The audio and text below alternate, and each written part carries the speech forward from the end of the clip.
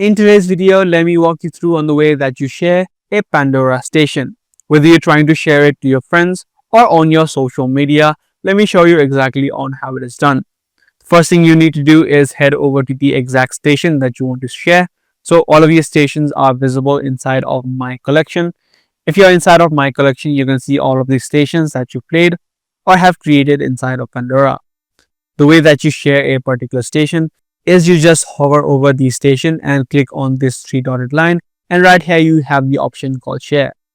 As of now, you do have the option of directly sharing to Twitter, or you can also just copy in this link. Once you copy in this link, you can either paste this link and send it to your friends, or paste this link inside of your social media and share it to your socials as well. Now remember, as you share this with your friends, they are going to see all of your likes and dislikes inside of this particular station.